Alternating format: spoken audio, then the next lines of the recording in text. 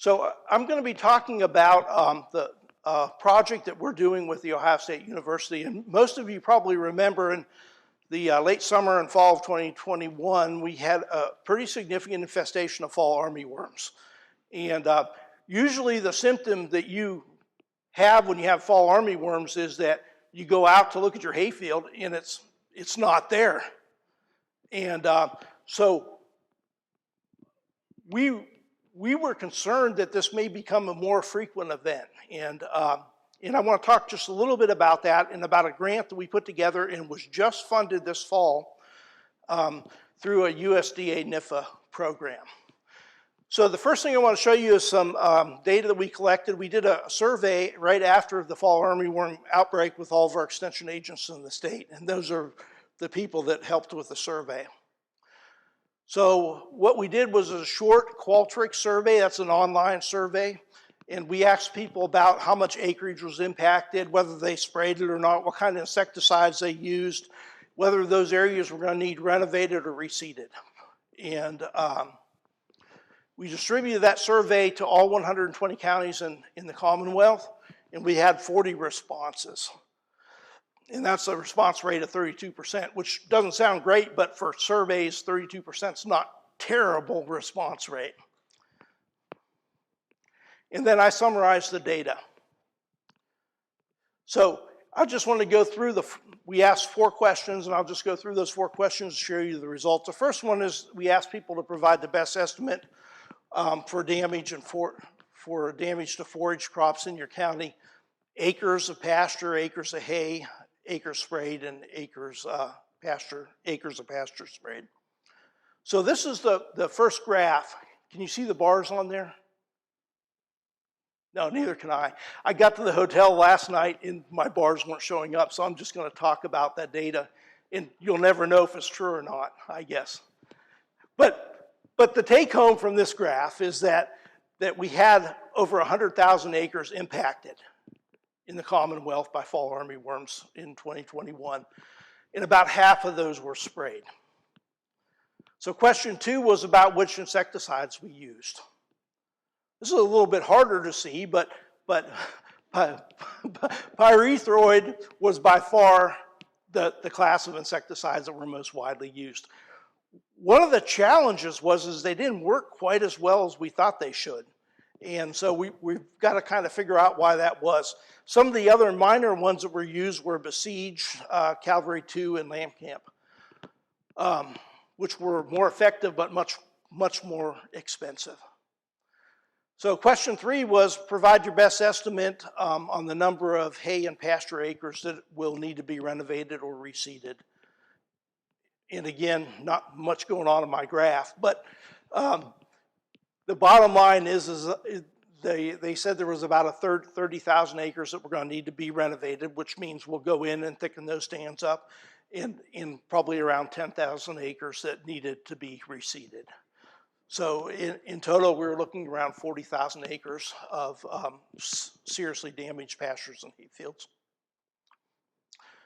And the last question was kind of putting an economic value on that damage. And so we asked, give us your best estimate of total economic impact of the fall armyworms in your county. So this was not just direct impact of the armyworm, so things like the cost of controlling them and immediate impact of the crop, but long-term impact. So that's things like they defoliated my pasture, so now I've got to feed more hay as I move into winter. And the estimate that was put together by the extension agents who responded to the survey was about $5.2 million, and that happened in a period of several weeks. So it was a significant impact on forage producers in the state. And that kind of brings us to the current grant that we got funded through the USDA. And we're working together with Ohio State University to put this grant together, and it's called Forage, and we really had to struggle to get an acronym to fit Forage, right? Fall Armyworm Outreach and Research for Alfalfa Growers and Educators. So I thought it was pretty creative, but anyways. Just one slide on the introduction, and we've got shifting weather patterns, whether we want to admit it or not, things are shifting. If you watched Matthew Dixon's presentation at the Forage conference, I think not this year, but the previous year, he did a great job talking about fewer baling days and precipitation and temperature patterns that are shifting. And the general thought is that we're going to see more rainfall in this part of the country and higher temperatures in the summertime. In the western United States, they're going to see less rainfall, generally speaking. And we always think about the impact of these weather patterns on crop production, but they also have significant impact on pests within these crop production systems. And we need to think about that and think about how those shifting weather patterns are going to impact pests that we encounter in our alfalfa production fields.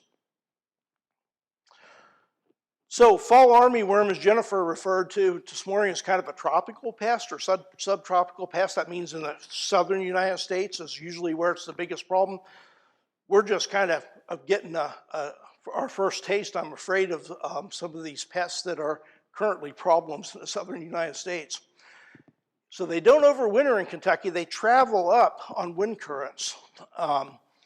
And this is what this diagram is kind of showing. This is what happened in the fall of 2021. We had really strong wind currents that we think blew fall armyworms up from the southern United States or Mexico and dropped them off in Ohio and Kentucky. And then several weeks later, we had an outbreak of fall armyworms as they moved through their life cycle.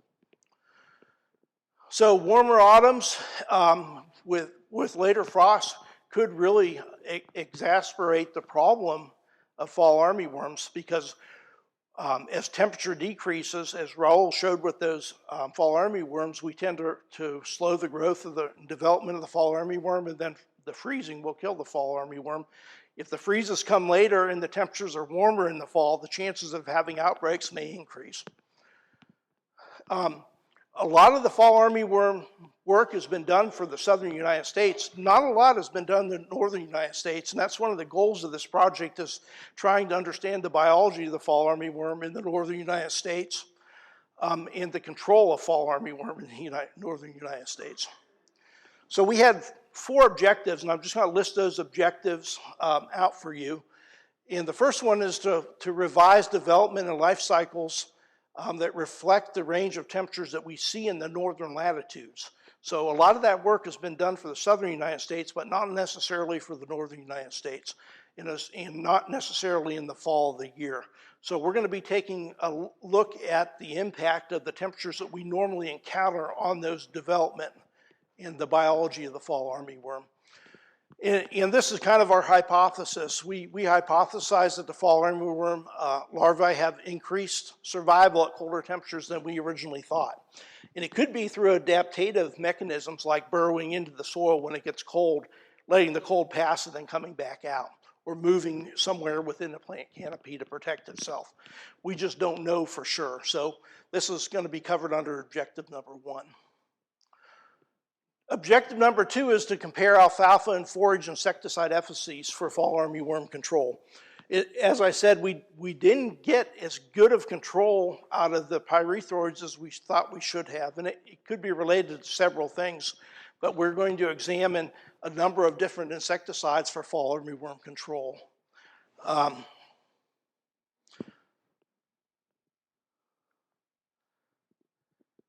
So first, we hypothesize that there may be better insecticides than pyrethroids for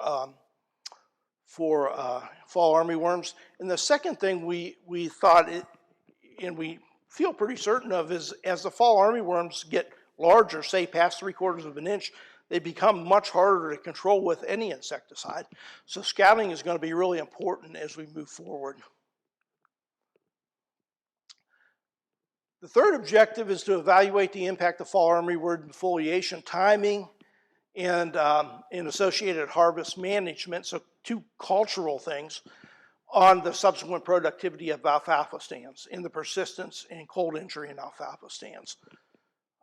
So what we think is going to happen is if defoliation comes earlier in the season, then the impact is going to be pretty minimal. When we get defoliation later in the season, so after that critical date where we shouldn't cut alfalfa stands anymore, then we could see a much more significant impact on alfalfa production that subsequent year. And the fourth objective is to develop extension and outreach programming and materials for fall armyworm. We were kind of caught flat-footed. You know, we didn't have a lot of fall armyworm materials when this happened in the fall of 2021. So one of our goals is to develop some models and of different instars of fall armyworms and develop some extension materials about the control of fall armyworms so that we're ready for the next cycle. And this is our team. We've got Andrew Michael, he's an entomologist from Ohio State, Mark Schultz, a forage specialist from Ohio State, Kelly Tillman, entomologist from Ohio State, and then myself, and then Raul Villanueva, which has the armyworms over here, or entomologist at the research station in Princeton. So it's kind of a neat project, and it's neat that it's crossing state lines. Is there any questions? All right, thank you.